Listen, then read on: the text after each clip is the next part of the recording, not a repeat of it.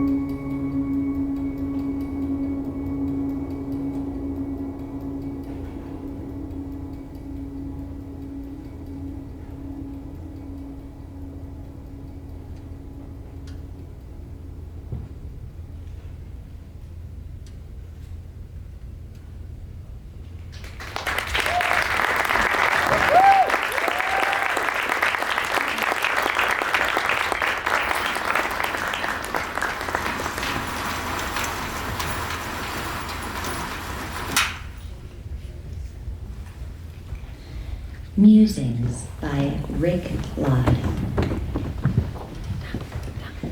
I was prepared and preparing for a revolution as far back as the late 60s. I was a young man then, full of piss, vinegar, and righteous indignation over a war of aggression by my country, a war that had already claimed the life of my best friend. Through my anti-war activities, I became aware of the realities of the U.S. that had been hidden from me, especially rampant racism and sexism. I'm aware many of my fellow citizens have had a hard time realizing just how bad things have been in this country. Consider this, and I believe this pretty much common knowledge. Most of the land that comprises the U.S. was already inhabited when the Pilgrims arrived here. Much of the infrastructure of our country was built by slaves or indentured servants. The fucking White House was built with slave labor. Meanwhile, white people were building generational wealth while systematically preventing persons of color from doing the same. Ever heard of Angel Island, where we kept Chinese immigrants from 1910 to 1940? I'm sure you've heard of the Japanese detention camps used during World War II. My in-laws were detained at the one in Colorado, Amachi, for 2 years. Many of my wife's relatives lost everything during those years. The number of horrendous things done by white people to persons of color is disgusting and worthy of retribution, certainly derision and disgust. So why am I bringing all of this up? Well, as I said, I was prepared decades ago for a revolution in this country. We have been in a class war as long as we've existed. However, I came to realize as a straight white man, it wasn't up to me to decide when and how such an event should take place. I am somewhat privileged, and I don't believe I have the moral authority to ask for the kind of sacrifice such an endeavor would require. I am, however, ready to support an effort to free the working class from their servitude to the upper class. I believe capitalism has served whatever purpose it once had, moving us away from feudalism and slavery, and needs to be replaced by, at the very least, a form of democratic socialism. I don't believe billionaires should exist. Having that much money is immoral, and I think it should be illegal. All to say, I'm down with any attempt to upgrade this nation by any means necessary. I prefer it to be peaceful. Things most likely have to get worse. Some of the wealth has trickled down to us, and too many of us are either comfortable or convinced wealth and privilege are just around the corner. I don't believe we can continue along the path we're following, and it's not just current politics. Capitalism rewards greed. Money is God. Socialism, at least, attempts to put the people first. That's what I'd like to see. Who's on board?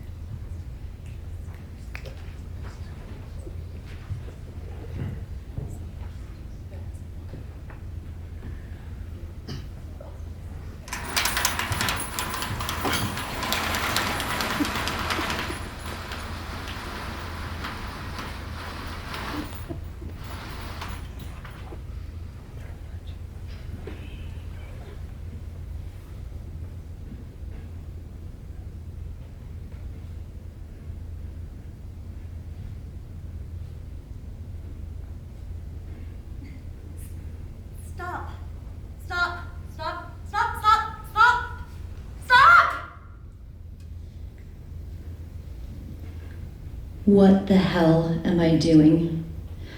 Oh my God, I'm so scared. I know it's daunting. What can I do? Families are separating over politics. I know. The hurt is on both sides. But I believe in the good in humanity. I do. I truly, truly, truly believe in the good in humanity. I believe in the good in the universe. I believe in God. This is my act. I explore the shadow of existence. Do I deserve to be here? I don't deserve to exist.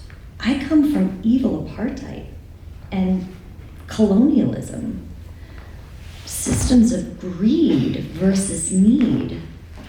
This boogeyman, look at me. I'm a hustler. I am just as hypocritically involved in capitalist society as anyone. I got you to come here.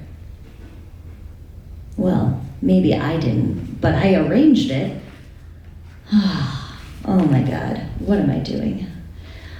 I believe in the good in humanity. I believe I can make a difference. I believe in the good in humanity.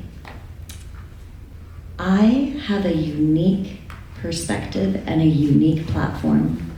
I am white African. I naturalized in this theater. I believe in the United States. I believe in life, liberty, and the pursuit of happiness. I also have learned to preface my unusual circumstances of birth with, I had nothing to do with it, because it's true. But I have something to do with it. I enjoy white privilege. And whether you're aware or not, if you are white presenting, you have white privilege. Would you want your child to be born black, brown, Asian, gay, trans? Oh, our future is still so unequal for anything different. And I believe our differences make us stronger.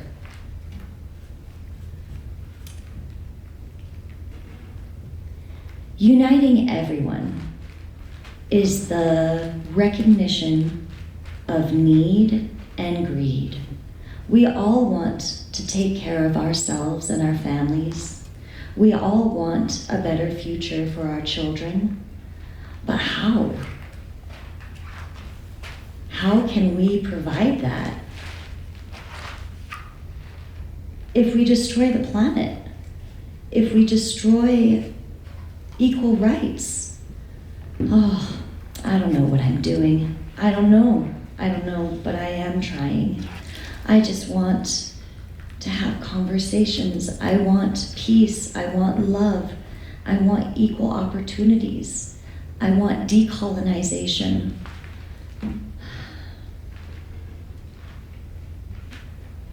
I want to make a difference. I do.